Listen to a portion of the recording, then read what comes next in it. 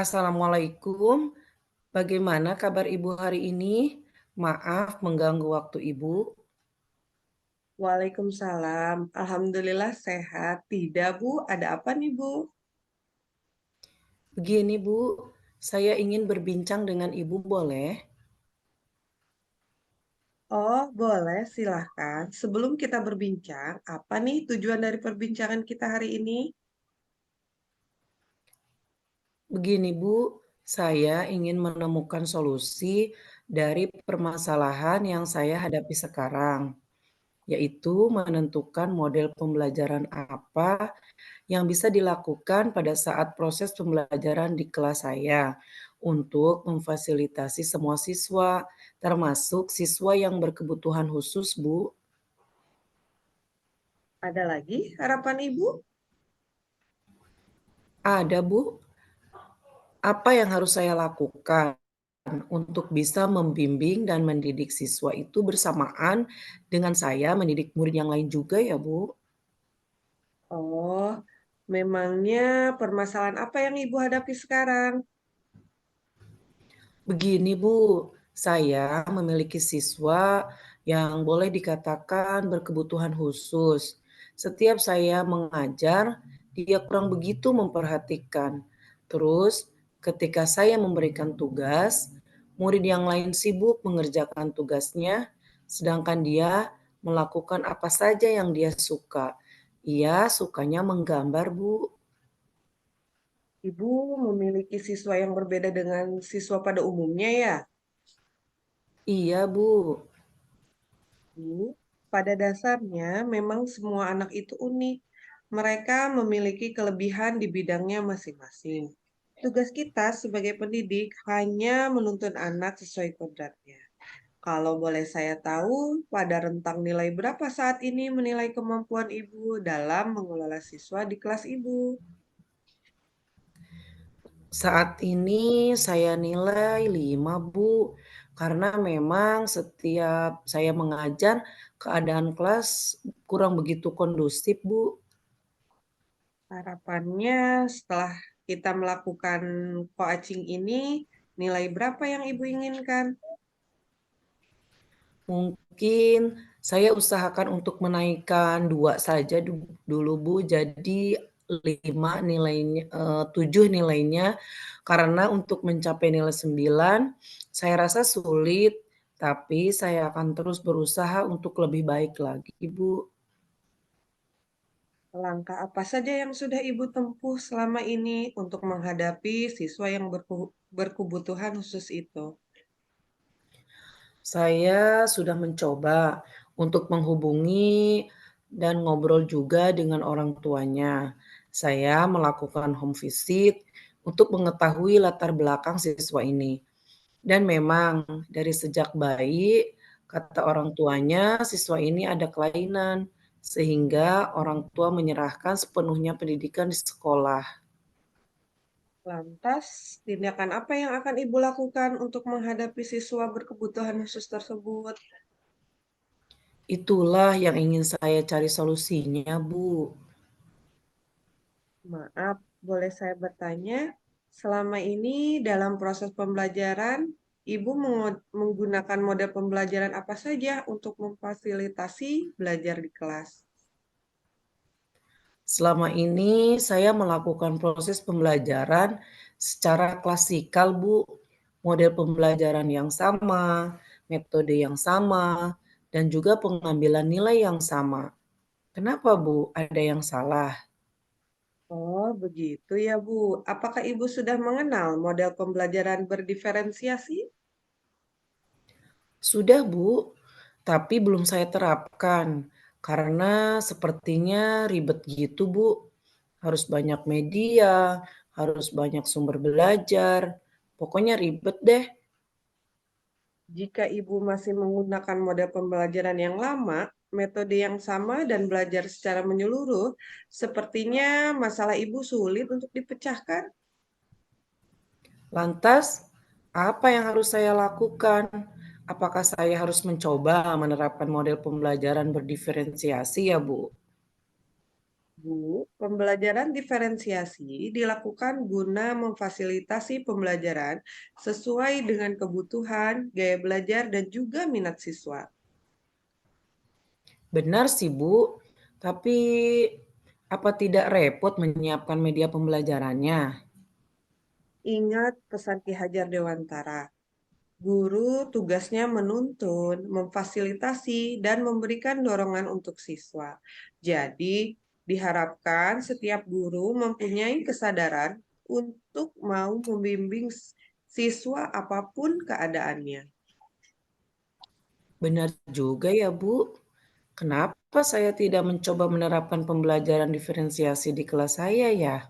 Benar kata Ibu, pembelajaran diferensiasi digunakan untuk memfasilitasi siswa sesuai kebutuhan, gaya belajar, dan minat masing-masing siswa. Nah, Ibu sekarang paham.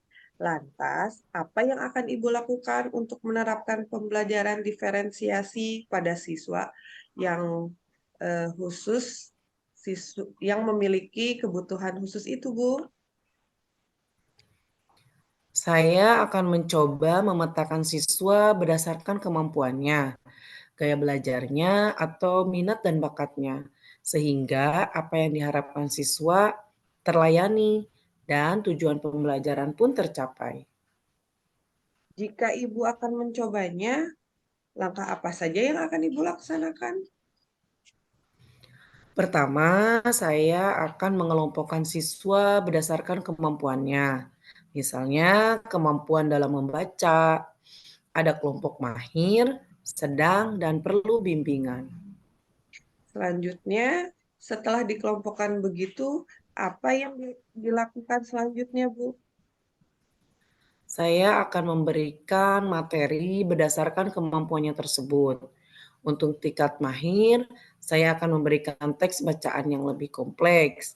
Tingkat sedang diberikan teks yang cukup kompleks, sedangkan untuk yang perlu bimbingan, saya akan berikan teks sederhana saja, Bu. Yang penting mereka paham maksud dari bacaan tadi. Nah, bagaimana dengan siswa Ibu yang tadi berkebutuhan khusus? Kira-kira masuk kelompok mana nih, Bu? Untuk yang berkebutuhan khusus, saya masukkan pada kelompok yang perlu bimbingan. Tapi untuk menghindari siswa itu mengganggu temannya, saya coba akan bimbing dia secara individu, Bu. Maksudnya seperti apa ya, Bu? Iya, Bu, maksudnya ketika yang lain mengerjakan tugas, khusus siswa yang berkebutuhan khusus saya bimbing langsung. Bisa saja saya yang menceritakan isi teks tersebut atau disesuaikan dengan kemauan siswa tersebut. Jika siswa itu tadi sukanya menggambar, apa tidak sebaiknya Ibu beri dia kesempatan untuk menggambar? Oh iya ya, kenapa baru terfikirkan oleh saya? Nah, sekarang Ibu sudah menemukan solusi dari permasalahan Ibu. Lantas, apa yang Ibu lakukan di pertemuan yang akan datang? Saya akan memberikan fasilitas untuk siswa yang berkebutuhan khusus itu dengan memberikan kertas untuk menggambar sesuai dengan materi yang disampaikan atau berdasarkan pada tujuan pembelajaran di hari itu. Misalnya, menerangkan perkembangbiakan pada hewan. Saya biarkan dia untuk menggambar hewan yang ia sukai dan juga bagaimana cara perkembangbiakannya. Nah, berarti Ibu sudah bisa menerapkan metode baru untuk pembelajaran besok ya, Bu?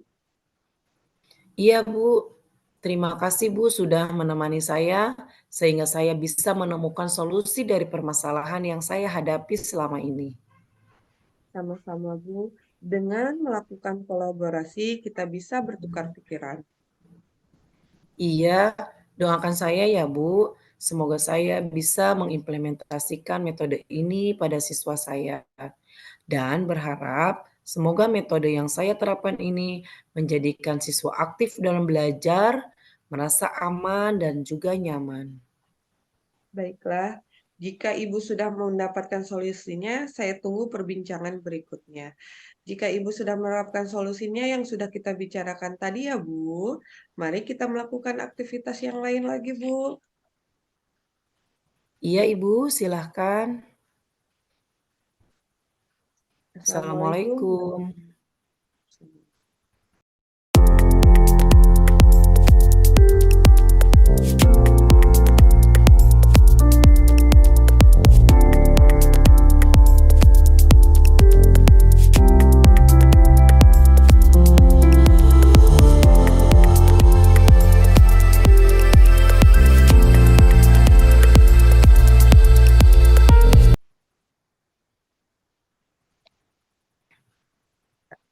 Assalamualaikum, Bu Aisyah. Waalaikumsalam Bu Dinar.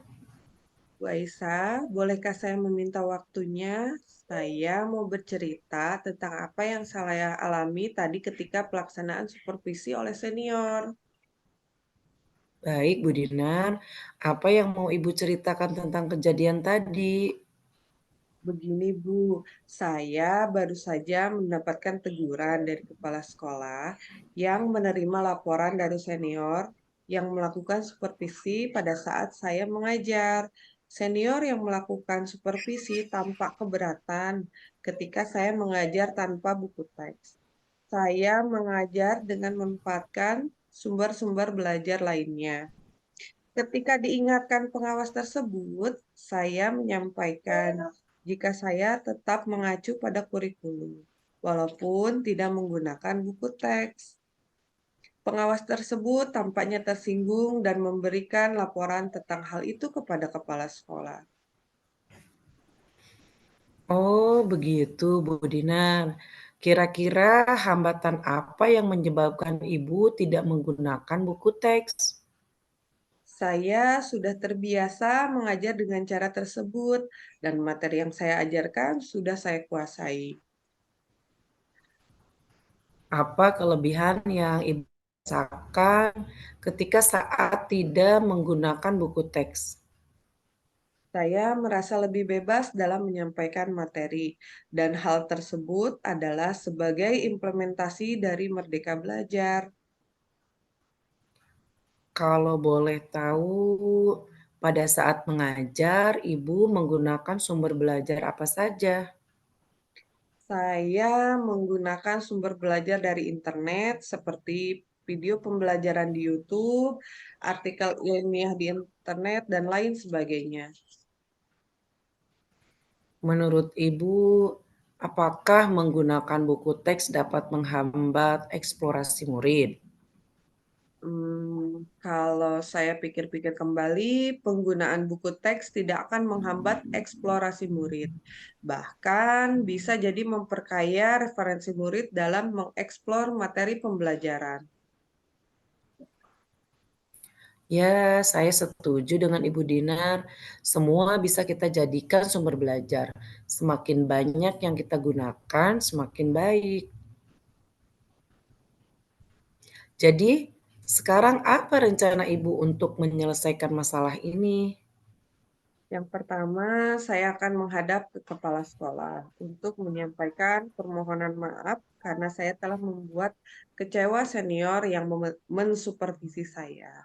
Kalau memang memungkinkan, saya ingin bertemu kembali dengan senior yang supervisi saya, supaya masalah ini selesai dan tidak menimbulkan salah paham yang berkepanjangan. Maaf sebelumnya, Bu. Bagaimana hasil pembelajaran yang Ibu ajarkan kemarin? Ada beberapa siswa yang nilainya masih di bawah KKM. Nah, mungkin ini yang jadi penyebabnya, Bu.